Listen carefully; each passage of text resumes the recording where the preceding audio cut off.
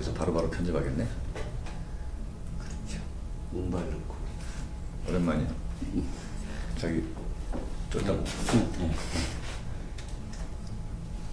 네. 안녕하세요. 네. 예, 오동진 아재기의 영화 담당. 네. 예, 오늘은 좀 귀하신 네. 분님이시죠? 특별 게스트. 네. 네.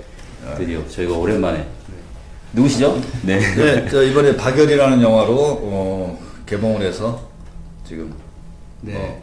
호평과 호평이 갈리는 네. 그런 감독 이준익입니다. 갈리지 않는데요. 그러게요. 아니, 모든 영화는 갈려요. 아니, 갈려도 이 비중이 갈리는 게 좀 많아요. 차이가 있지 않나요? 비중이. 그리고요, 저 호평이 많고 혹평은 적은 거 아니신가요? 네. 라지기 나는 부장, 호평만 봐. 아, 그러신가요? 네.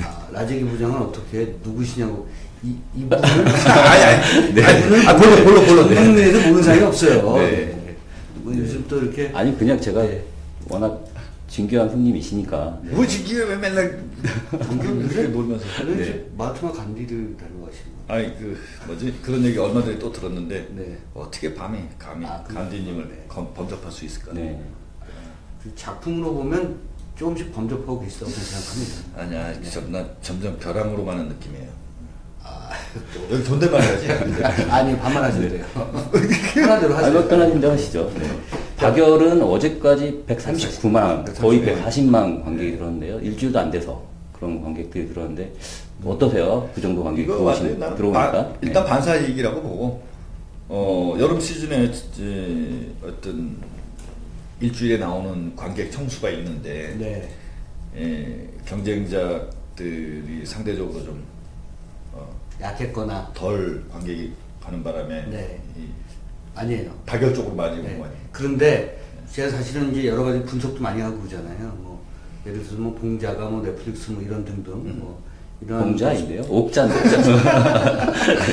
네. 봉준호의 옥자. 네, 그러니까. 봉준호 감독이 옥자야. 웃기려고 그랬어요. 네. 봉준의 옥자. 네. 그런 산업적 영향도 있을 법하지만 네. 박열 개봉 전부터 기다리는 사람이 굉장히 많았어요. 그러니까 네. 이제 이준익 감독 표가 있는 것 같아요. 근데 그 숫자가 네. 개봉 첫 주에 우리가 120만 들었거든요. 네. 120만 너무 많아. 왜 이게 상업 영화가 아니거든 기본적으로 이게. 네. 상업 영화라는 것은 어쨌든 오락적 네. 흥미를 관객들한테 선사해야 되는데 영화 찍을 때도 이거는 오락적인 것보다는 어떤 의미를 더 가치를 두고 했는데 근데 또 의미만 지나치게 강조하다 보면 재미가 떨어지니까 그 재미와 의미의 그 엣지를 좀 간 거지 뭐 이것이 뭐 상업 영화로서의 오락적인 관객들의 그 호응을 받을 영화는 애초부터 아니었다고. 근데 이제 어떤 상업 시즌에 개봉하고 또 개봉할 때 환경적으로 좀 주목받는 현상이 벌어졌고 그러니까 첫 주 개봉 120만 중에 한 30% 이상은 박열을 보려고 본 게 아니라 극장에 영화 보러 왔는데 이거 여기 제일 관객이 많네? 하니까 그냥 보신 그런 관객이 더 많지 않나? 그 영화 제작을 많이 하셔가지고 그런 분석도 또 네. 뭐 다른 감독님하고 좀 틀린 거 아니에요? 냉정한 그 네. 시장 현실을 우리가 네. 항상 어쨌든 그래도 막 140만 뭐 일주일도 안 돼서 막 들어오니까 기분은 나쁘진 않은데 네. 겁이 나죠. 일단 애초에 만약에 막 몇백만 들령마였으면 네. 제작비도 좀 더 많이 써서 뭐 지진 장면도 좀 크게 찍고 그렇지. 뭐 네. 우에노 공원 뭐 야스쿠니 신사에 네. 폭동이 났다는데 네. 폭동도 좀 찍고 그런 몫을 못 찍었고 뭐 남바다이스케가 뭐 네. 암살을 했다는데 뭐 이렇게 신문 한 장으로 그냥 대충 넘어가고 말로 하고 이런 게 영화가 폭탄 연습할 때도 좀 그치. 터트리고 그래야 되는데 이게 제작비를 좀 낮은 제작비로 찍다 보니까 그런 영화적인 볼거리는 아예 네. 배제하고 간 영화라 아마 그 상업 영화 관객들의 익숙한 영화하고는 좀 거리가 있지 않나. 26억이면 요즘으로는 저예산 급이죠. 중저예산 영화죠. 네. 네. 찍기 불가능한 예산이라고 봐요. 특히 시대물인데. 네, 그렇죠. 언제부터 사실은 이 마음속에서 스멀스멀 박열 얘기를 영화로 만들어야 되겠다고 생각해서 제가 생각할 때는 오래되셨을 거예요. 물론 이제 네. 뭐 옛날에 박찬욱 감독하고 이무영 감독하고 네. 우리 아나키스트. 오동진 씨하고 네. 아주 절친인데 네. 그 시절에 네, 그 시절. 20년 전쯤에 이제 박찬욱 감독이 이렇게 머리 길렀을 때. 그거 별 볼 일 없었을 때. 대표작이 뭐더라고. 다른 해가 어쩌고 하는. 다른 해가 꾸는 꿈. 쫄딱 망해서. 1992년작. 예, 예. 93년이야. 나랑 93년인가요? 내가 네. 키드캅이랑 같이 데뷔를 했어. 네. 근데 박찬욱 감독이랑 키드캅, 나랑 네. 쫄딱 망해가지고. 네. 나는 이제 감독 포기하고 박찬욱 감독이 이제 시나리오 하나 들고 네. 충무로를 전전하는데 아무도 안 받아주지. 근데 내가 받았어. 받아가지고 시나리오가 그때 제목이 내가 기억나는 게 W라는 시나리오인데 아하. 컬트 시나리오. 네, 컬트 시나리오. 근데 내가 그때 컬트에 빠졌어가지고 네. 컬트가 막 수입하고 네. 이럴 때 아니야. 네, 네. 성스러운 피 이런 거. 아, 예. 죽이마자 산타상. 그 예, 산타상 예. 내가 수입하냐고. 아하. 결국엔 헤드까지 갔지만. 이거 헤드 개봉하자. 재개봉했죠. 재개봉했죠. 네. 그러니까 네. 그 의기투합해가지고 이제 아나키스트라는 기획, 원래 아나키스트라는 기획은 조철현 네. 대표랑 네. 나랑 이제 네. 같이 준비하다가 박찬욱 감독하고 이모현 감독하고 시나리오 씌우는 과정 안에서 이제 많은 자료를 봤을 거 아니에요. 중국도 갔다 오시고 그러셨잖아요. 그때 95년인가 96년도에 상하이에 이제 시나리오 헌팅차 네. 봤어요. 네. 그래서 한 10며칠 그냥 밤새 그냥 잠도 안 자고 그 네. 아나키스트 시나리오 쓰려고 네. 박찬욱 감독이랑 조철현 대표랑 나랑 셋이서 그냥 그 했던 말들을 이제 나중에 이제 이모영 감독하고 시나리오를 쓴 거지. 한동안 거기 갔다 와서 막 그 뭐랄까요 인민군 아니 뭐라 그러죠 중국 해방군, 인민해방군. 인민해방군의 네. 모자 그치. 뭐 이런 거 또 박찬욱 감독이 아, 그 별 붙어 있는 거. 네.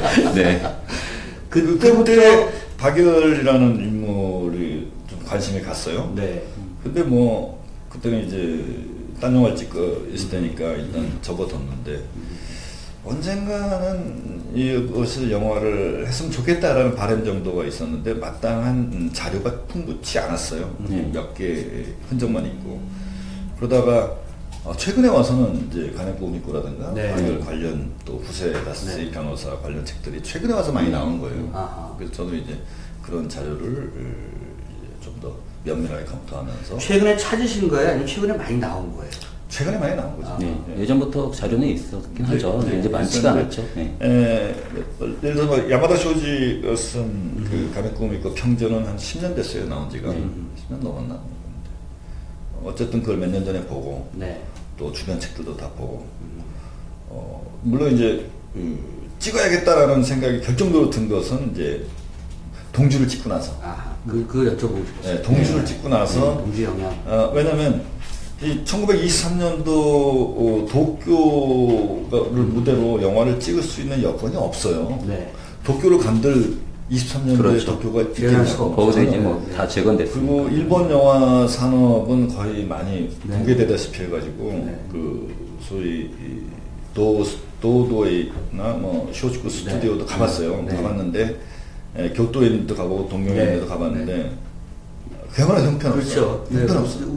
그 굉장히 클 줄 알았는데 그렇지 않죠. 전혀 그냥 약간 형편없어요. 놀이공원, 조그만 놀이공원 같은 거. 그러니까 일본이 뭐 어쨌든 50년대, 60년대, 70년대까지 영화 전성기를 가지면서 그 영화로 인해서 벌어들인 자본을 영화에 투자하지 않고 이제 부동산 사업을 한 거야. 그 도에이 회사가 부동산 부자가 돼버린 거지. 네. 근데 이제 그 동경을 무대로 영화를 감히 상상이나 할 수 없는 환경이어서 동주를 찍으면서 그 합천 세트장. 네. 또 뭐 이렇게 훌륭하진 않지만 그래도 그만한 데도 없는 그런 데서 찍어 보면서 야 여기서 동경이라고 이렇게 살짝 해서 지금은 되겠구나 해서 구체적으로 이제 시나리오를 쓰기 시작한 거죠. 그 도쿄에 있는 주점 있잖아요. 그거는 사회주의 오뎅. 네, 사회주의 네. 오뎅. 그러니까 그 사회주의 네. 오뎅. 그것도 그건 합천에 있는 오픈 세트장이에요. 네. 거기 이제 동주에서도 나온 아. 장소인데 그걸 또 쫙 드레싱을 다시 해가지고 전혀 모르게. 이번 영화 세트 비율이 굉장히 높은. 그렇죠. 거의 100% 세트라고 그렇죠. 해요. 네. 오픈 세트도 있지만 사실은 그 실내 스튜디오에서 만든 세트가 제일 큰 게 네. 감옥, 아, 그다음에 법정, 법정. 그렇죠, 네. 법정. 그다음에 일본 정부 내각. 네.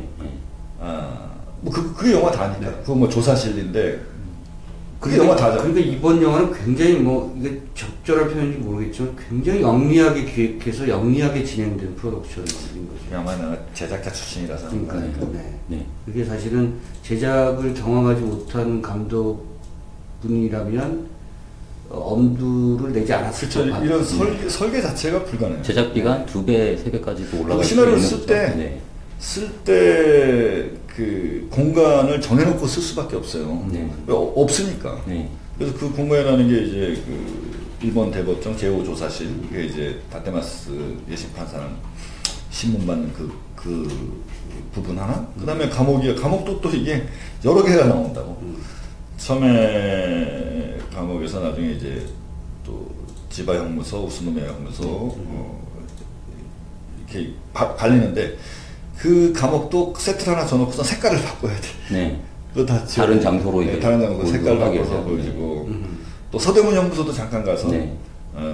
했고 그다음에 특히 이제 그 다행이었던 거는 일본 내각신이에요. 정말 일본 내각신은 우리 본 적이 없잖아요. 네. 본 적이 그렇죠. 없어서 그 배우들도 배우도 배우지만 네네. 더 참 그 아이디어냐는 것은 일본 영화 중에서도 일본 내각 그때 네. 그러니까 제국주의 시대의 일본 내각을 보여준 영화가 없었어. 그동안 네. 없다가 네. 최근에 작년인가 일본 패망 하루 전이라는 영화가 네, 나왔어요. 맞아요. 네, 네, 네, 네. 네. 그거를 우리나라에서 개봉을 했어. 네. 얼마나 다행인지 몰라. 그 바로 봤지.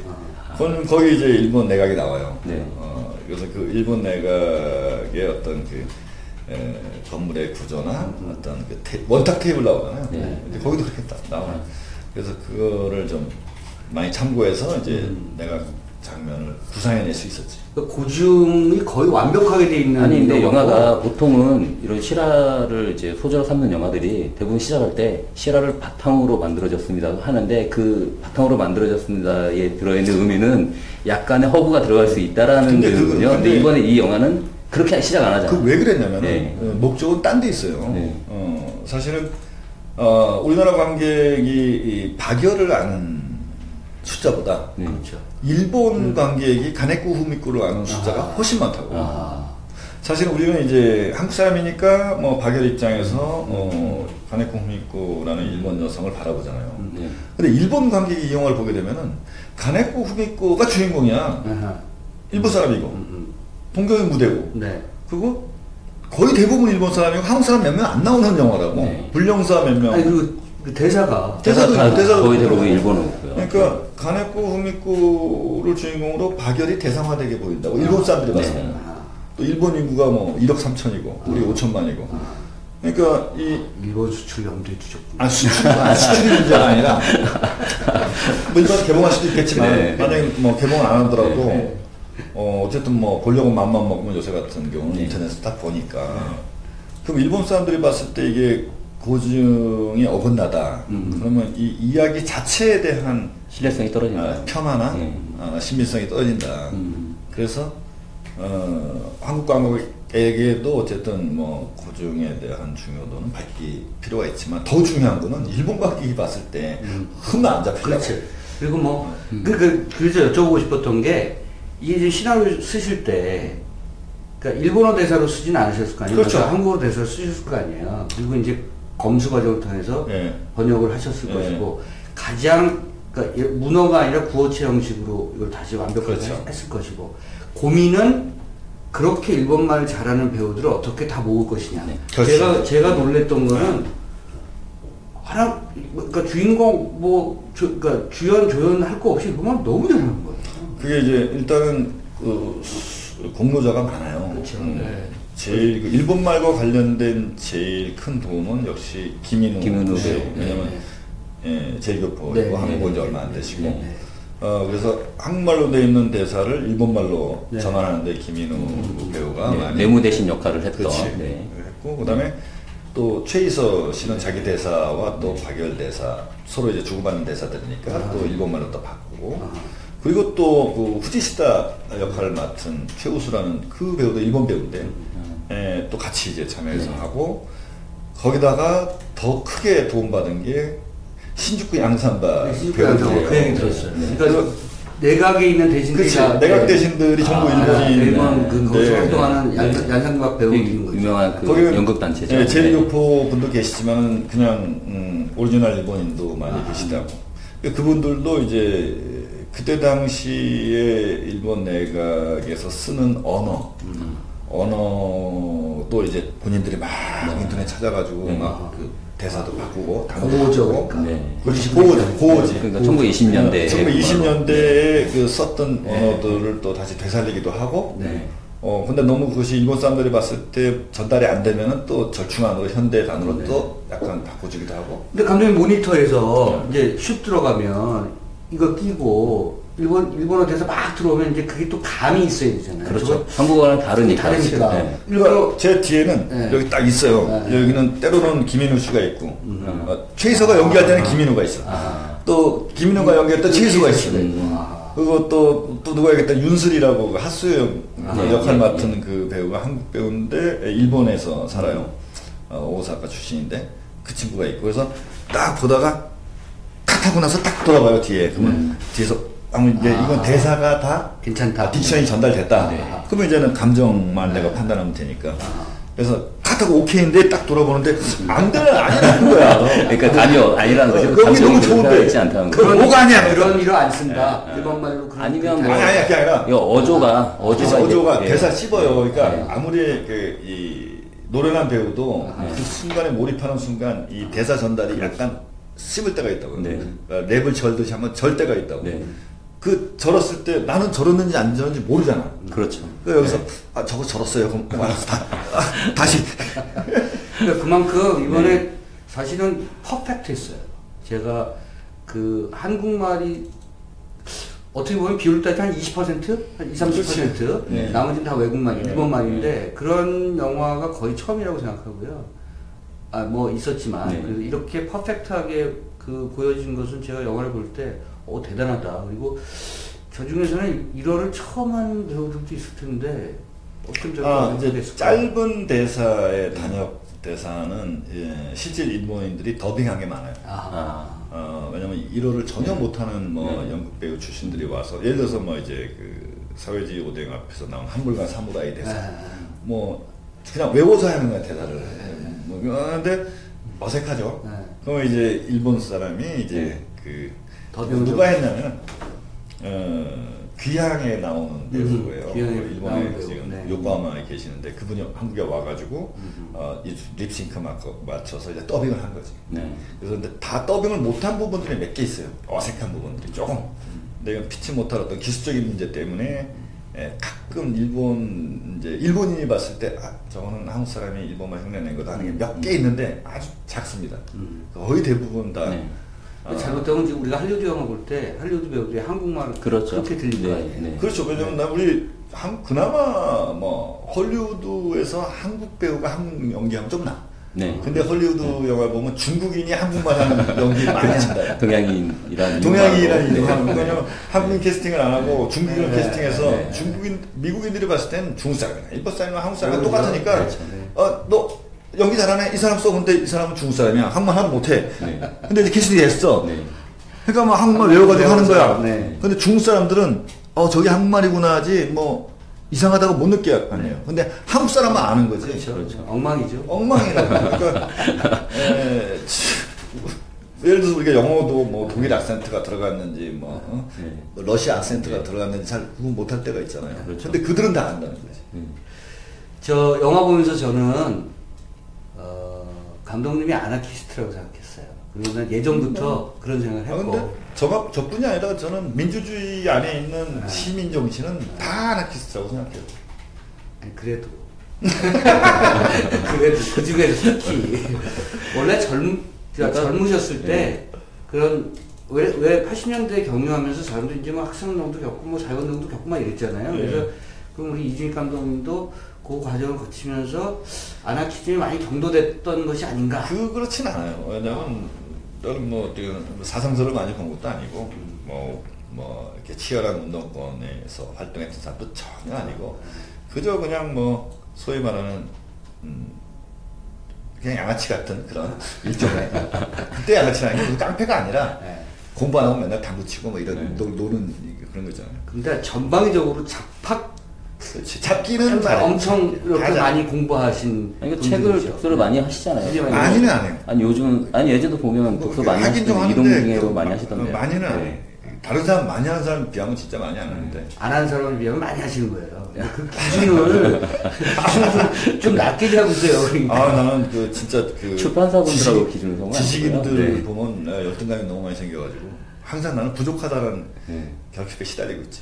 아나키즘이 지금 시대에 좀 뭔가 이렇게 묵직한 뭔가의 메시지를 만들어낼 수 있다고 생각하시면서 이 영화에 임하셨지 않습니까? 그런 부분이 있죠. 근데 사실은 1920년대 일본에서 이렇게 한동안 좀 네. 이렇게 활동했던 아나키스트들과 지금 현재의 아나키스트를 비교한다는 것은 굉장히 너무 시대착오적인 거고. 네, 네.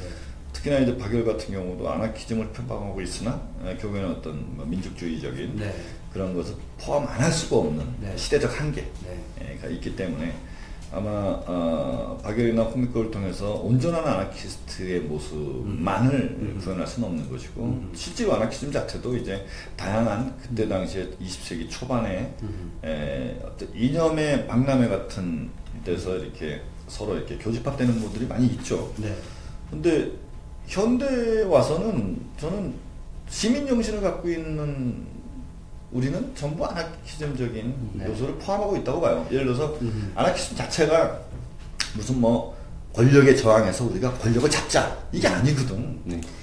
그러니까 무한한 자유를 추구하자는 거잖아요. 개인의 개인의 존엄성과 저는 자유와 그래서 평등. 그 영화를 보면서 이게 1920년대에 일본이 배경인데 어떤 느낌이 들었냐면 이준익 감독께서 한국 사회가 지난 한 3, 40년 동안 개인들이 온전한 자유를 느껴본 적이 없는 거예요. 그렇죠. 그러니까 그 개인들이 온전한 자유라고 하는 그 정신세계를 이 역사의 얘기를 통해서 한번 느끼자. 이런 이상한 치환이 있었던 것 같아요. 그게 어쨌든 간에 그렇죠. 일본 제국주의 시대 중에서도 그때가 다이쇼 민주주의라고 가장 민주화됐던 시절이니까 자유분방하게 서로 사상들이 나오고 했던 시절이라서 저도 보면서 혹시 지난 정부 이런 과정을 거치면서 그런 아쉬움들을 좀 영화 속에 담고 싶으셨던 게 아닌가 하는 생각이 들더라고요. 대표적인 아나키스트 활동이 난 지난 겨울에 있었던 촛불이라고 봐요. 그렇죠. 촛불 자체가 무슨 어떤 권력을 어쨌든 저항하는 행동이었잖아요. 근데 그 행동의 목표가 촛불이 저 권력을 모니터서 우리가 저 권력을 잡자가 아니라는 거지. 우리 정말 자유롭게 한번 한번 그렇죠. 자유가 뭔지 한번 부당한 권력에 대한 해보자. 권력을 사유화하는 것에 대한 부도덕성에 대해서 우리가 우리의 목소리를 내자. 근데 그것은 이제 결국 연대를 통해서 이제 하나의 결과를 도출해내는 건데 그 연대라는 것이 누가 조직화하지 않았다는 거예요. 그러니까 아나키스트는 조직 자체를 부정하기 때문에 그러니까 그 아나키즘적 그 어떤 귀찮아하죠. 그렇지. 누구한테 구속받는 소속감은 있을 수 있으나 구속감은 절대 없는 권력이라는 것은 소속보다 구속을 더 강요받고 그런 집단이라면 그렇지 않죠. 그 앙드레 말로의 그 인간의 조건이라는 소설을 보면 첫 장면이 저 등장인물이 이름이 진이에요. 진. 테러리스트야. 테러리스트. 죽이러 가자. 고자가 이제 아나키스트. 근데 아나키스트 중에서도 테러리즘적인 행동을 하는 사람도 있죠. 테러리즘의 아나키스트는 포함하긴 하지만 아나키스트 전체가 테러리스트는 아니에요. 그렇죠. 심지어 이제 아나키스트 큰 중에서 범죄도 큰 범죄가 크죠. 예를 들어 커뮤니스트로 전환된 사람은 어쨌든 불조화나 아니면 어떤 전체주의를 부정해서 노동자 계급이 권력을 잡아서 커뮤니즘이 된 거 아니에요. 그러니까 커뮤니즘이 제일 싫어하는 게 아나키즘이니까. 그럼 커뮤니즘과 아나키즘을 같이 섞어서 빨갱이라고 그러면 그 자체가 이게 말이 안 되는 얘기죠. 책 안 읽었다고 아까 이렇게 말씀하시면 책 무지하게 읽어요. 네이버에 다 있어. 네이버를 읽으신 거군요. 이거 네이버 안 읽어서 네이버 얘기해서 미안한데. 아니요, 괜찮습니다. 그래서 제가 영화를 보면서 저는 무슨 생각이 드냐면 감독님이 예를 들어서 이제 링 위에 올라가는데 체중 조절, 그러니까 뭐라 그랬죠? 체급에서 그 권선수들이 체중 감량 굉장히 조절 잘해야 되잖아요. 무지하게 잘하고 올라간 거예요. 막 가벼운 몸이. 맞아. 근데 이 영화는 또 아까 어쨌든 간에 제작비가 26억이고 그렇기 때문에 욕심을 최대한 버려야 되는 부분도 있잖아요. 물론 그렇죠. 왜냐면 어차피 이것이 나는 흥행 영화로 보지 않았다고. 그러니까 목표는 망하지 말자가 목표라서 그건 이제 동주를 통해서 한번 시도해 봤던 건데 사실 동주라는 영화는 윤동주 시인을 주인공으로 내세운다는 게 스펙타클을 포기하는 거잖아. 그렇죠. 네. 그 내면서 들어가는 거죠. 시인에게 스펙타클, 시 자체가 스펙타클이라고. 그렇죠. 근데 시를 영화 속에서 막 읽어주면은 졸리지. 뭐 보겠어요, 영화. 근데 거기다 흑백이야. 이 영화가 난 도저히 이거는 상업적으로 성공할 수 없다. 그렇다면은 난 영화를 찍고 싶고, 망하지 않는 제작비가 얼마냐. 그래서 5억에 찍은 거죠. 5억에 찍었는데, 놀라웠죠. 5억에 찍었는데, 100만 관객. 많이 포기했지. 뭐. 야, 감독님 없어. 작가료 없어. 뭐 해가지고 이제 그냥 우리 영화 몸으로 찍어. 해가지고 찍은 거지. 근데 110몇만 있지. 맞아요. 그렇죠. 응? 야, 한 번 더 해보자. 네. 나중에 받으셨어요, 감독님? 네? 나중에 감독님 받으셨어요? 감독님 내가 신현식이랑 나랑 반반 동업된 거니까 감독님 앞에 된 거지. 진정으로 남는 점. 근데 만약에 안 됐어 봐. 네. 그렇죠. 제로잖아. 그렇죠. 없잖아. 제로죠. 네. 근데 원래 없던 것으로 시작했으니까. 그렇지. 그 사람들이 대단히 좋아했죠, 동주.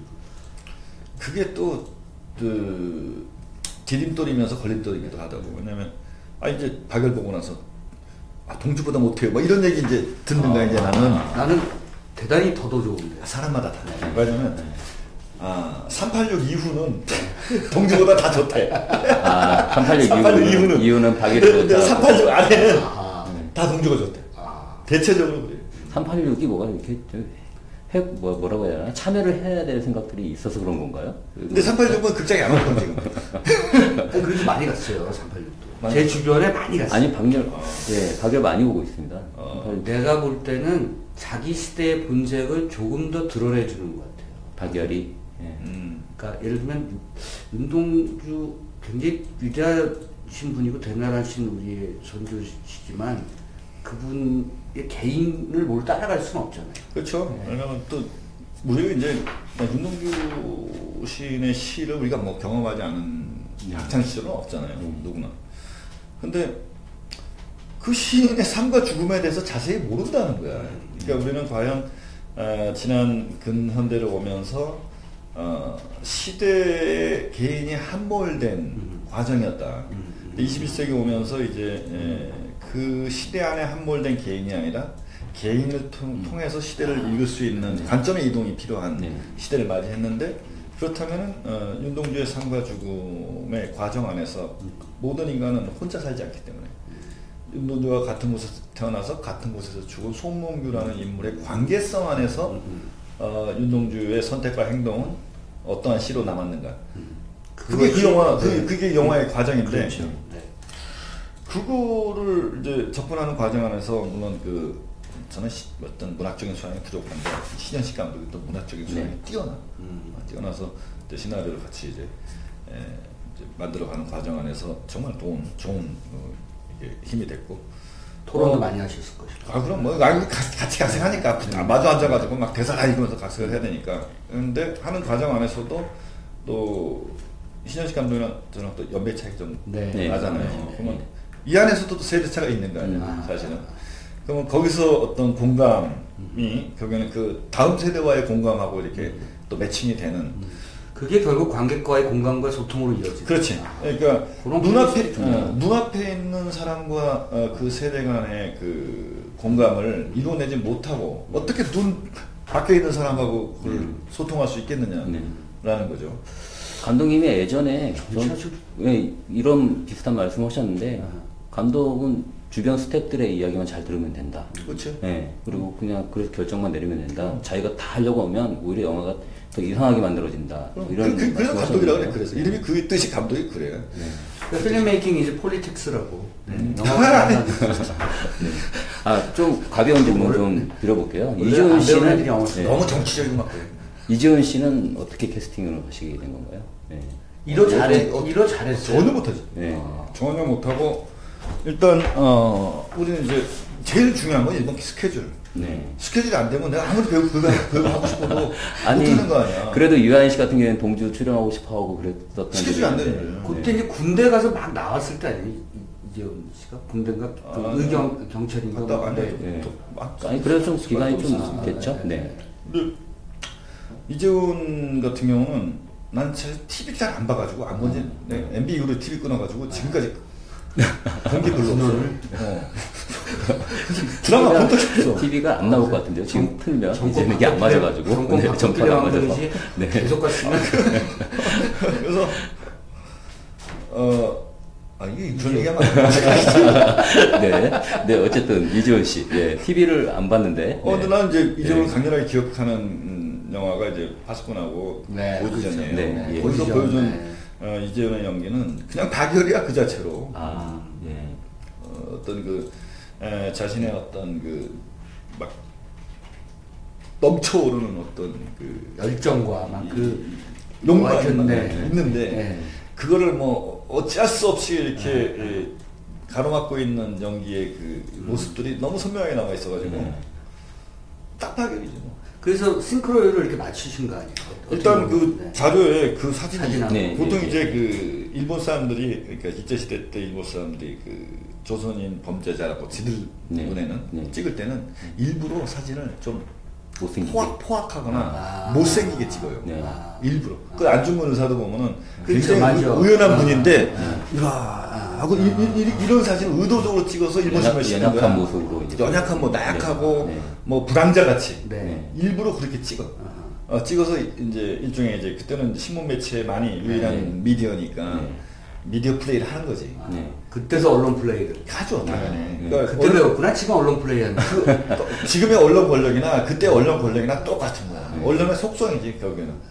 그래서 안중근 의사 보면 굉장히 그렇잖아요. 의도적으로 그렇게 찍은 거거든. 다 기록에 있어. 이번 박열도 그러니까 사진은 원래 사진보다 훨씬 잘생겼기 때문에. 그치. 박열 사진 보면 이렇게 됐잖아요. 막 유승범처럼. 봉두남발한 듯. 봉두남발 일부러 그렇게 찍어서 그걸 일본 신문에 게재하는 거예요. 그래서 맞아. 조선인들의 전형성은 저런 미개한 포악한 이미지로 계속 메이드 시키는 몇십 년 동안. 그래서 조선인에 대한 어떤 혐오를 갖게끔 신문에서 그렇게 싫은 사진이 그 사진이라고. 그러니까 그 사진이 어쨌든 고증이니까 박열처럼 머리도 이렇게 봉두남발하고 수염하고 그렇게 이제 찍을 수밖에 없지. 그런데 실제로 그러니까 이재원식의 현대적 얼굴의 그런 스마트하고 핸섬한 그런 모습이었을 거라고 유추하게 만들어요. 그렇지. 박열 선생의 나중에 이제 출소하고 난 다음에 얼굴 보면은 그렇죠, 맞아요. 굉장히 온화하고 품위가 있다고. 얼굴에 사진에 나와요. 간해과고 찍은 사진 있잖아요. 그건 또 그게 지금의 이 영화를 또 만들게 한 결정적인 동기죠. 박열의 왼손을 보면 이상한 데 가 있단 말이에요. 이건 이상한 데는 가슴 쪽에 가 있죠. 아니 그러니까 증명사진 찍는데 이제 카메라 여기 있고 해야 되는데 이거 어떻게 이러고 찍어. 어떤 신혼부부도 그렇게 안 찍나니까 지금도. 그렇죠. 그렇잖아요? 그렇죠. 지금 어떤 신혼부부가 아니 사진 찍을 때는 그렇지는 않죠. 어떻게 이렇게 찍어? 그것도 옛날 사진이라는 것은 지금처럼 디지털 팡팡 찍는 것도 아니고 단뜩해서 그냥 그냥 펑 마구니 터트려가면서 찍는 그런 엄숙한 의식인데 그 엄숙한 의식의 현장에서 이루고 영화. 근데 이제 그 사진이 나왔을 때 아무도 그걸 지적하지 않았는데 감독님 그걸 딱 본 거 아니에요? 아니요, 그 사진은 그 당시에 1926년도 3월달인가? 그 뒤다. 3월 이렇게 재판이고. 그 다음에 그 사진 나왔을 때 일본 내가 그때 당시에 일본 야당이 정우회라는 야당이 있었는데 야당이 이제 그때 와카스키 총리 내각이에요. 그 내각의 청문회를 열어가지고 총사퇴를 요구했던 사진이야. 그 사진 자체가 어떻게 대일본 제국의 사법 기관이 체계 안에서 이런 사진이 나올 수 있느냐. 그런 불량한 조선인을 이렇게 대우를 해주는 이 현 행정부는 다 사퇴하라 해가지고 3일 동안 내각이 정지됐어. 실제로. 그러니까 이제 사진을 찍게 해준 거 그 자체, 그렇죠. 그 행위 안에서 행위 자체에 대한 문제 삼은 거죠. 그게 제5 조사실에서 찍은 건데 그 조사실이 이제 다테마스 예심판사가 입회하에 찍은 거예요. 그래서 나중에 이제 다테마스라는 예심판사가 그것 때문에 박탈당해 판사직을 쫓겨난다고 그 이유로. 근데 이제 한 장씩 가졌잖아요. 그것도 이제 고정이고. 그리고 3년 후인가 세상을 떠나요. 그 죽은 연유에 대해서는 자세히 안 나오는데 아주 전도 유망한 촉망되는 법률가 중에 하나였겠지. 그러니까 그런 중대 대역 사건을 맡긴다는 것은 굉장히 그 에리트를 갖다가 맡긴 건데 그 사진 하나 때문에 그 사람은 인생을 빨리. 그 일본인 당시 하여튼 시대가 매우 혼란스러웠고 아마 박열과 그게 뭐 역설적인 뭔가의 어떤 교감이 있었겠죠. 뭐. 그럼요. 그 영화에서도 그럼요. 말씀하시는 거 아니에요? 네. 뭐 그뿐이 아니라 뭐 다테마스도 그렇지만 후지스타라는 그 네. 교도관. 교도관. 네. 교도관이 22년 2개월 동안 이제 박열 선생이 수감 생활 중에 그의 어떤 여러 가지 태도와 행동을 보고 감동해가지고 출소하고 자기 아들을 이름을 박정진이라고 한국인으로 바꿔서 아들을 바치겠다고 이제 박열 선생한테 고백을 했다고. 네. 그런 어떤 그 사상과 이념을 떠나서 인간이 갖고 있는 태도와 그의 어떤 그 자세에 대해서 존경심을 정확하게 그때 막 두들겨 패고 했던 그런 그 교도관의 마지막 그 박열을 대하는 태도는 자신의 아들 이름을 박자선자 진짜인데 그 뜻이 풀이해 보면은 잘못된 것을 바로 잡아 지킨다라는 그 이름으로 성도 바꿨어 박씨로 자기 아들을. 역사 수업 듣는 것 같아. 그러니까 저희 지금 박열 영화에 대해서 이제 이런 흥행이 안 돼요. 그러니까 영화 흥행이 안 돼. 중요한 게 뭐냐면 영화에 대한 궁금증이 영화가 없으니까. 역사에서 얼마나 중요한 역할을 하고 있는가를 지금 보여주신 거예요.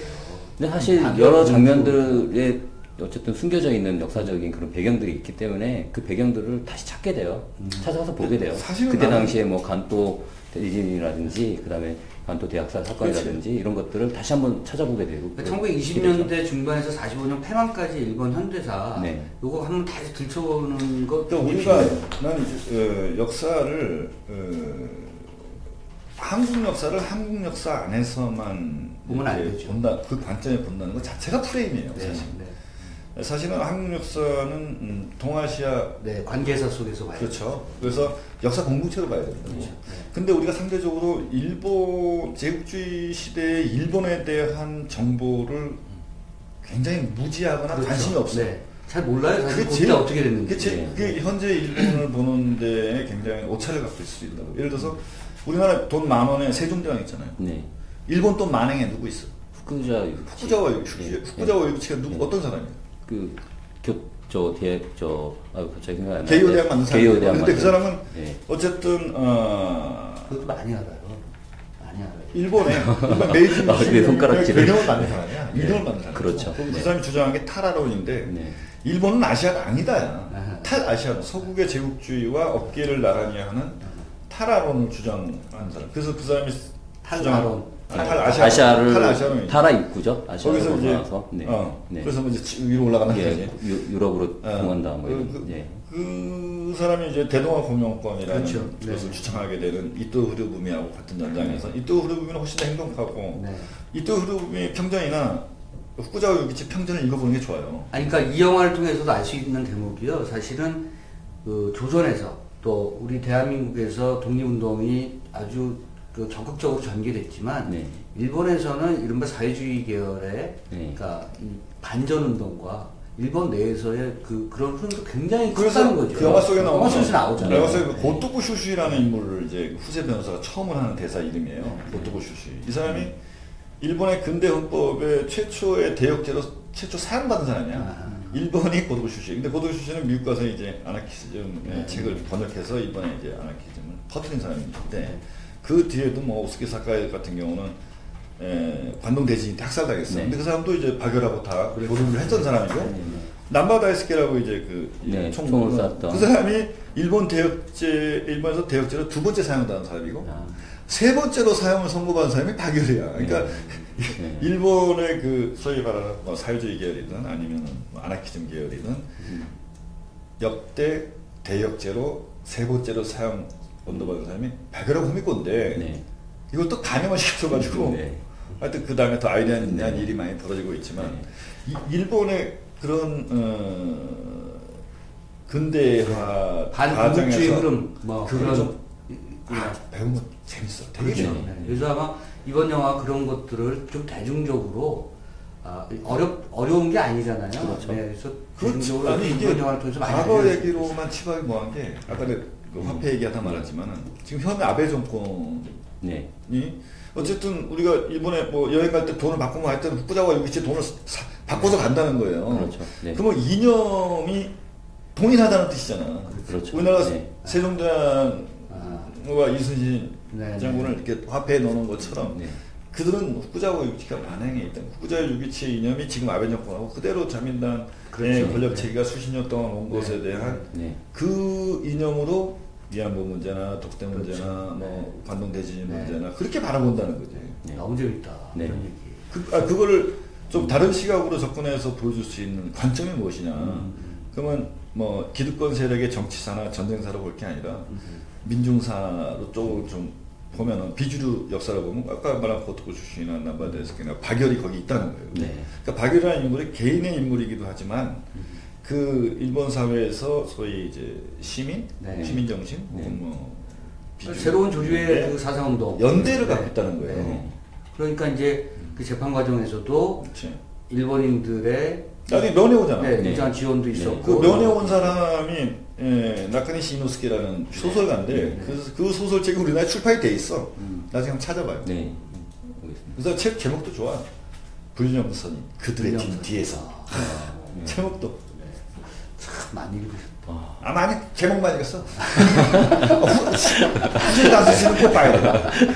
후세 다스시 변호사에 대해서 관심 안 갖잖아요. 네. 보겠습니다. 대단한 사람이에요. 왜냐면 일본인 한국 정부가 대한민국 정부가 최초로 일본인에게 네, 준 네, 훈장을 준 예를 들어서 우리가 최초 사례죠. 미국 영화를 네. 많이 보잖아. 네. 그러면 이제 뭐 신들러 리스트를 스필버그가 네. 찍었단 말이에요. 뭐 전 세계에서 다 신들러 리스트를 봤어. 네. 근데 신들러는 독일 사람이잖아요. 그렇죠. 유태인에게 관대해. 네, 네. 근데 신들러가 이스라엘 건국 훈장을 받았는지 한번 묻고 싶어. 근데 후세 다스지는 대한민국 건국 훈장을 받았다고. 네. 근데 우리는 스필버그의 신들러는 모두가 기억하고 그 존재를 인정하면서 아하. 정작 후세 다스지는 모른다는 것 자체가 좀 이상하지 않아? 그렇죠. 네. 아, 아주 네. 여기서 끊어야 돼. 네. 잠깐만, 안 돼. 질문하고 싶은데. 아니, 하나만 더 질문하고 싶어. 흥행이 안 돼. 이런 식으로 얘기하면 하나만 뭐냐면, 네. 저기, 우리 올라가셨잖아요. 어디? 해방 이후에. 그렇지. 네. 납북됐죠? 납북가 네. 명확하게 납북된 걸로 그 과정은, 그 과정 이후는 그러니까 의도적으로 일부러 안 하신 거예요? 아니면 짧게 정리하신 거예요? 아니면 그거는 이제 현대사인데, 네. 그러니까 소위 이제 근대사와 현대사를 구분하는 것도 뭐 서양 애들이 구분하는 걸로 갖다 맞춰서 한 거라서 뭐 기분 좋지는 않지만 어쨌든 뭐 교과서 그렇게 배울 수밖에 없으니까 하지만 그건 현대사예요. 네.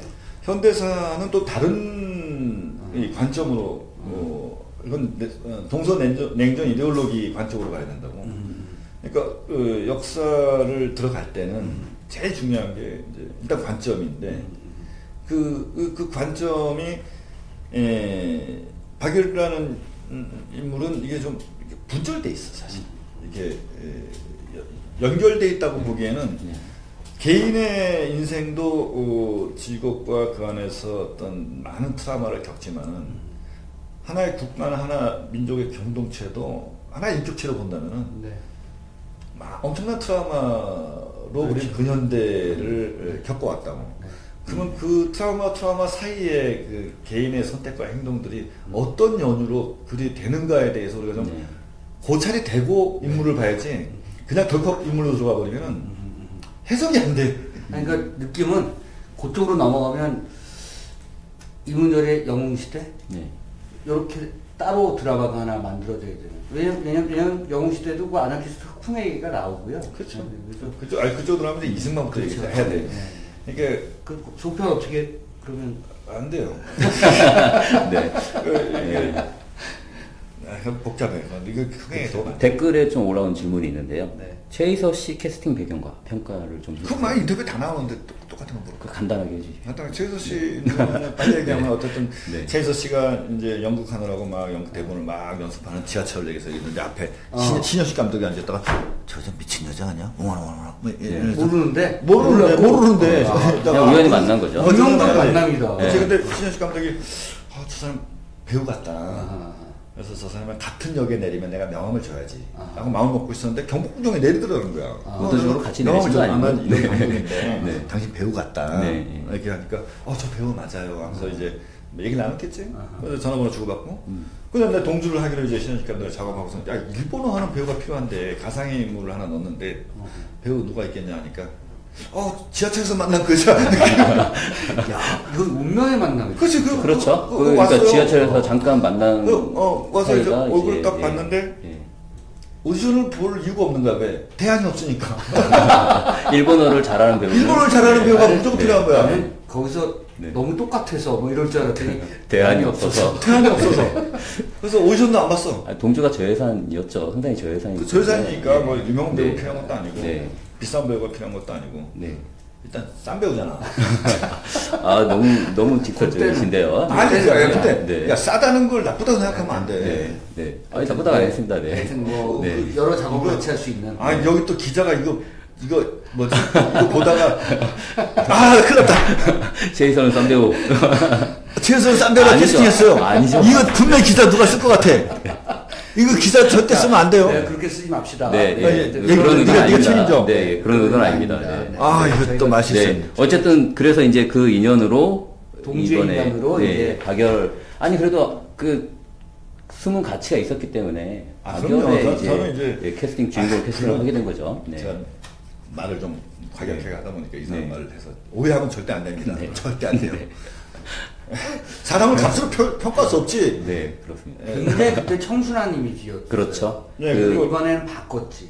이번에는 좀 반대 이미지로. 이번에는 그렇죠. 바꾼 바꿨죠. 네. 그걸 마치 그래서 못 알아봤어 처음에. 이재훈이라는 배우가 우유빛깔 이재훈이라고 그랬더만. 네, 그렇죠. 근데 이게 완전 우유빛깔이라 거지 같은 이재훈이 이제 되듯이 그런 배우는 네. 외면도 중요하지만 더 중요한 게 내면이에요. 네. 결국에는 관객들은 영화를 보면서 배우의 눈을 통해서 내면을 발견한다고. 뭐 코를 보고서 내면을 알겠어, 귀를 보고 내면을 알겠어. 눈을 보고 한다. 근데 최희선아 이재훈이라는 배우가 갖고 있는 내면을 나는 맞다고 생각했어요. 네. 그래서 이게 진짜 이준익 감독이 또 연출력이다. 네. 뭐냐면 배우를 바꾸잖아요. 180도. 기존의 이미지하고 기존의 다른- 이미지를 바꾸잖아요. 네. 그래서 못 알아보게 하고 동주에서는 아까 그 배우야? 이렇게 만들고. 그거 의도된 건 아니고. 아주 모든 배우는 다 그래. 얘기를 하면 좀 이렇게 좀 따라와 주세요, 좀. 아니, 근데 뭐 너무 이렇게 단계에서 거 획일화시키면 안 된다니까. 네. 거기서 오류가 생겨. 차기작 네. 또 음악 영화를 하시는데 힙합으로 그 얘기 안 하지. 하시는데 얘기 안 하지. 아니 뭐 아신데? 뭐 하신다고 그러더라고요. 뭐 해. 네. 뭐 해 또. 네. 그렇게 하시는데. 부지런한 게 네. 병이야. 아니 근데 예전에 그 음악 3부작으로 하셨잖아요. 라디오 스타, 라디오 즐거운 스타, 즐거운 인생, 인생, 그다음에 네모. 임은 곳에 해놓으셨는데 또 그때 오랜만에 또 한 그때 10여 년 만에 라디오 스타 때문에 영화를 가고 막 그랬잖아. 네. 그거 정말 좋은 영화야. 네. 라디오 스타. 지금도 비 오면 비와 당신 네. 라디오에서 박풍 아직도 라디오 불러요. 네. 잘 불러. 그러니까 그거 노래 노래 진짜 진짜 잘해. 근데 박준 씨 같은 경우에는 그게 가장 대표적인 그런 아이콘 같은 게 됐잖아요. 비와 당신 이야기란 노래 자체가. 네. 근데 또 하여튼 저는 뭐 어떤 영화를 찍으시든 간에 향후 한 20편 더 남으셨기 때문에 몰라. 진짜로. 근데 사도 이후에는 지금 대작 영화를 안 하시는 거잖아요. 동주도 그렇고 무서워서. 박열도 그렇고. 무서워. 네. 아니 근데 사도도 잘 됐는데 뭐예요? 두려워요. 왜냐면 이렇게 거대 제작비를 어깨에 짊어진다는 것은 수명 단축.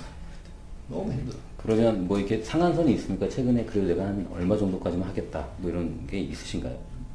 아니 제작비를? 그건 이야기의 네. 이야기의 어떤 최적화시킨 효율성으로 봤을 때 최대한 작게. 아니 나는 이번 뭐랄까요? 아까도 그렇게 말씀드렸지만 체중 조절에 완벽하게 성공하고 링에 오른 이준익 감독을 느끼는 것 같아서 앞으로 계속 이렇게 경쾌하게 찍으셨으면 좋겠어요. 사실 그러니까, 네. 그러니까 영화가 경쾌하다는 게 아니고 느낌이 있어요. 감독이 정말 이 프로덕션에서 굉장히 잘 놀고 있구나 이런 게 느껴져요. 그렇지. 근데 제작비가 많으면 짓눌려가지고 아니 또 많으면 또 많은데 또 근데 보통은 제작비, 그러니까 대작 찍으신 분들이 계속 대작을 찍으셔야 되고 저예산 영화 찍으신 분들이 또 저예산 영화에서 강점을 발휘를 하시거든요. 근데 지금 이준익 감독이 왔다 왔다 체중 조절을 하면서 예를 들어서 나이트급으로 뛰다가 뭐 미들급, 뭐 헤비급 갔다가 이렇게 왔다 갔다 하시기 때문에 그래서 좀 그 부분도 사실 그 특이한 부분이에요. 다른 분들하고 좀 찾아볼 수 없는. 내 제작자 출신인 거야. 네. 해외에서 그 특히 이제 뉴욕 같은 데서 그 특별전 같은 거 하시잖아요. 그럼 특히나 그 감독님의 영화는 한국의 현대사, 근현대사를 다룬 작품들 또 역사물이 많아서 관객들의 반응이 다른 한국 작품을 보는 것과 좀 또 다른 측면이 있을 것 같아요. 그렇죠? 어쨌든 뭐 굉장히 흥미로워요. 한번 평양성 어쨌든 실패작이며 뭐 은퇴작이었던 그때가 그때였구나. 평양성 때. 그래서 이제 아픔에 그 내가 영화제에서 많이 이제 오라 그래도 갈 수 없는 게 맨날 영화 찍고 있으니까 스케줄이 안 되는 거야. 그래서 그때 뭐 시간이 나가지고 이제 갔어요. 뉴욕에 링컨 센터에서 딱 이제 평양성을 틀어줬는데 한 200~300명 되나 미국에서 보고 나서 이게 제작비 얼마냐고 그러는 거야. 집이 하는데 우리나라 돈으로 보니까 미국 돈은 한 500만 불? 500만 불 정도 된다. 한 500만 불 정도 된다 그러니까 깜짝 놀라는 거예요. 그렇죠. 초저예산 영화죠. 이런 전쟁 영화를 어떻게 500만 불에 찍냐? 그래서 그냥 바로 미국인들 입장에서야 미국 영화는 돈으로 영화 찍는데 나는 몸으로 찍는다. 막 웃으면서 박수 치고 정말 좋다고. 정말 그래야 된다고 막 그렇게 나한테 응원과 격려를 주더라고. 그다음부터 몸으로 찍고 다녔어. 몇 편째 찍으신 거예요 이번에? 12편이지. 그 아까 말씀하셨던 키드컷 포함해서 왜냐면 기획, 제작 뭐 이런 것까지 그치만 한 20편 되겠죠. 굉장히 많으시죠 사실은. 그 12편 찍으셨으니까 뭐 홍상수 감독이랑 김희덕 감독도 한참 모자라시거든요. 그럼 그분들은 아티스트잖아. 우리는 반 잠사건인데 뭐. 제가 볼 때는 그 뭐 아직 연세가 아직 젊으시기 때문에 감독으로서는 그래서 이제 앞으로 향후 이제 20편은 계속 하신다 이렇게 저는 생각하고 있는데 이제 가장 하고 싶은 이야기가 어떤 몰라요. 제가 묻고 싶었던 건 뭐냐면 꽂히는 거. 제가 박열을 봤을 때 아나키스트 이준익이 아나키스트 영화를 한번 원을 풀었어. 진짜 하고 싶은 거는 뭐냐면 그럼 또 있을까 이런 생각. 근대 중국과 조선인의 관계를 한번 하고 싶은데 이게 중국이 아직 공산당이라서 이것들이 아직 검열과 통제 이런 게 많잖아요. 이것들이 아직 어떻게 좀 바꿔줘야 되는데 예를 들어서 뭐 김사냥이라든가. 그렇지. 맞다. 이런 거. 리메이즈와 김사냥. 예전에 뭐 김학철 작가의 격정시대 이런 것도 좀 맞아 김학철 씨 에드가 스노우 막 나오는 거고 막. 그렇지. 에드가 스노우 이제 모택동 따라가고. 그렇지. 에드가 스노우 갖고 이제 리메이즈 남편 떨어진 마누라가 이제 김사나고 이제 이런 그런 얘기 나도 보고 싶다 이제. 또 이제 러시아 고려인 그러니까 조선의 주체적 군대라는 것이 망실됐잖아요. 망실됐는데 어쨌든 뭐 그래서 식민지 근대화 이론이라는 말이 단어가 되고 그렇죠. 그럴 수밖에 없는 그건 왜 그럴까 도대체 이제 그런 부분을 많이 하다 보니까 사실은 뭐 프랑스 혁명을 우리가 어떤 시민정신의 시작으로 본다면 그 조선의 시민정신의 시작은 뭐지? 라고 봤을 땐 명확하게 동학혁명이에요. 아주 거국적으로 일어나요. 이 명확한 동학혁명을 어쨌든 프랑스 혁명은 어떤 시민이 왕의 목을 쳤으니까 전체주의를 이제 물론 그 다음에 도조가 오고 막 황제가 오고 거기 그 다음에 많은 기록이 있었으나 어쨌든 왕을 목을 친. 근데 어쨌든 왕의 목을 치려고 이제 동학군들이 몇만 명 올라온 거 아니에요. 전국에서 막 그걸 왕이 그냥 일본군 불러다가 500명에서 총 다 써가지고 다 그냥 몇만 명 다 우금치 전투해서 그냥 아작을 내보낸 거 아니야. 그러니까 또 중요한 거다. 그게 난 너무 이준익 감독님 영화 구름을 벗어난다. 그거 망했다고. 그거 망했어 내가. 근데 나 그 영화 나 그 영화 좋아해요. 그 영화도 감정에 대한 마지막 장면이 산발적이 봐야 재밌어. 젊은 애들 보면 마지막 장면이 정말 눈물 나는 심판데 진짜 좋아. 당신의 마음에는 뭐가 속 타신 거 같아요. 됐어. 속 타셨어요 지금. 아니 인생은 성공도 하고 실패도 하고. 골짜기가 깊어야 봉우리가 높다. 그 말씀하시니까 예전에 10여 년 전에 처음 뵀을 때 그런 말씀하셨죠. 하트판 인생 하트판이라서 밤 이제 새벽 그치. 날 새 때까지는 교체해야 되는데 아무도 뭐, 그때가 이제 일어날 때 그렇지, 응. 그때 딴 사람이 진짜 딴 사람이다 말씀하셨는데 지금은 몇 시 정도라고 생각하세요? 새벽 한 3시 된 거야. 새벽 3시. 네. 뭐 좀 새뜰 것 같아. 네. 아니 겨울밤이에요. 네. 겨울밤이라고 생각하시고 약 4시간 남았는데 네. 아직 많이 남은 거죠. 겨울로 아직 치면. 한참 한참 동지 아, 여기 말씀 이거 이렇게 해도 되는 거야, 2%? 아니 뭐 자유롭게 한 뭐 고스톱 치고 해도 되는 거야? 아니 아, 고스톱을 고스톱을- 치고 있는 게 아니라 고스톱을 비유적으로 아니, 이제 뭐, 말씀드린 고스톱을 거죠. 네. 뭐 불법 아니죠. 자 시간은 네. 네 많이 된 거죠. 네, 대략 좀 마무리를 해야 될 것 같고요. 아니 그래서 차기작은 일단은 말씀 안 하신다고 그랬었죠. 근데 기사 나왔는데 뭐 네. 내용은 얘기 안 해. 하시긴 하시는 거죠, 그거를. 맞아요. 네. 아니 그래서 어쨌든 힙합은 이제는 이건 10대와 20대들의 어떤 그렇지. 문화죠, 사실은. 근데 이쪽에 대해서는 사실 저희들이 그 10대, 20대가 좋아하니까 이런 쪽의 영화를 만들어 보겠다, 한번 이런 이야기를 해보겠다라는 욕심을 낸다 하더라도 감히 이렇게 접근하기 쉽지는 않잖아요. 왜냐하면 우리의 문화가 아니니까. 그러니까 당신이 기성세대의 모르는 게 문화가 있어. 아니니까. 네. 데뷔작이 키드캅이시잖아. 아니 나는 힙합, 그렇군요. 네. 내가 힙합을 잘한다고 하면 거짓말이지. 네. 이 나이에 네. 무슨 어느 정도 힙합이야. 근데 나는 힙합이나 락이나 갖다 봐. 그 스피릿은 그렇지. 네. 그거 무슨 말씀인지 뿐이겠어? 알겠어요. 네. 저 왕의 남자에 나오는 장생의 사설도 힙합이라고 봐. 예. 그 옛날 강대들이 마을마다 돌아다니면서 그 마을의 사연과 사건을 가지고 프리스타일로 그냥 사설을 치는 그 우리나라 예? 조선의 강대나 뭐 흑인들이 그 저기들의 리듬이나, 어떤 사회에 대한 불만과 개인에 대한 아픔을 그냥 리듬으로 고백해내는 그걸 뭐가 달라? 그러니까. 네. 그러니까 그런 질문이 잘못됐다는 얘기야. 뭐가 다르냐? 그런가요? 어쨌든 그러면 제가 또 마지막 질문, 좀 엉뚱한 질문인데요. 요즘 홍대 클럽 다니시나요? 아직 끊은 지 10년 됐어. 10년 되셨나요? 네. 그러니까 네. 한 이런 감독님 되시면 이제 네. 직관으로 가는 거야. 안 가봐도 아니야. 안 가봐도 아시죠? 아니야. 안 가봐도 애들한테 요즘 클럽에서 어떤 노래가 아니야. 애들한테 물어보면 돼. 그거 네. 애들이 하자는 대로 하면 돼. 그거 그 영화 10편 정도 찍으면 감독이 바닥이 나요. 난 바닥이 다 털렸어 이제. 그래서 이제 민주적으로 얘기 많이 그치. 들으시고 아나키적으로 네. 아나키적으로 배우는 배우 스텝은 스텝의 개인의 자유와 평등과 존엄성을 촥 이렇게 하면 그 힙합이 됐든 뭐 네. 됐든 자, 진짜 마지막 질문은 뭐냐면 네. 이번 영화가 잘 돼서 기분이 좋으시냐는 질문이 아니고 네. 왠지 이렇게 뒤로 가시면서 편해지신 것 같아요. 인생이나 그치 좀 그런 면이 있어요. 작품이나. 이 성공과 실패를 많이 하면은 네. 성공도 실패도 다 지나가는 거라는 걸 알게 돼. 네. 그래서 큰 성공을 바라지 않고 네. 크게 망하지 않는 것을 크게 망하는 것을 예방하고 그러니까. 그렇게 일상의 즐거움이 이 행복의 최고 가치로 가는 나이가 된 거지. 네. 오늘의 명언이죠. 어떤 영화인께서 저한테 말씀하시더라고요. 지금 충무에서 가장 행복한 영화인 이진욱 감독이라고 하시더라고요. 그게 네. 이제 네. 그 성공한 영화들이 많아서 그것도 이상한 말이야. 그것도 무슨 나는 성공했으니까 아니요 그런 의미가 아닙니다. 그런 의미가 아니라 일을 즐기고 그게 압박감 같은 것들을 그렇게 예전처럼 느끼지 않으면서 일을 즐기면서 자기가 하고 싶은 일을 하신다라는. 그게 보이시고요. 그게 성공을 포기하면 돼. 그리고 네. 이제 작품에 그게 나와 내 느낌으로. 그렇지.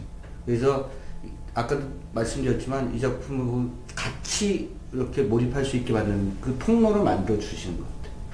그게 지금 말씀하신 것처럼 성공과 실패를 바라지 않고 역사의 거대한 수레바퀴 속에서 한 인간이 어떻게 살아나가야 되고 이런 것들을 이렇게 구체적인 얘기들을 막 이렇게 담아주고 통로를 만들어 주니까 막 그런 측면에서 사람들이 작품을 편안하게 생각하고 그리고 스스로 의미를 찾아가게 하고 이런 거. 가결 자체가 그 내용 자체는 워낙 정치적이고 굉장히 민족적인 내용인데도 잘 몰라요, 그렇게 사실은. 느껴지지 않아요.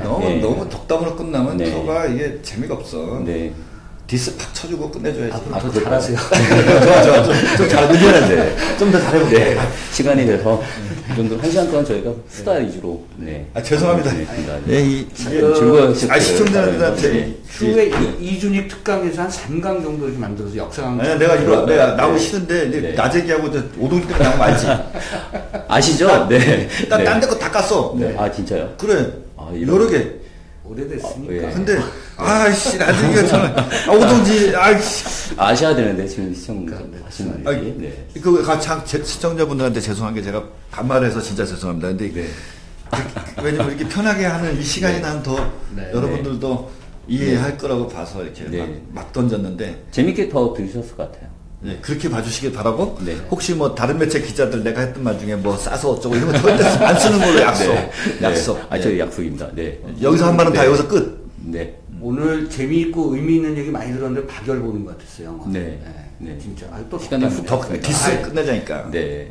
더 잘 찍으세요. 네, 알겠습니다. 네. 감사합니다. 감사합니다. 네. 네.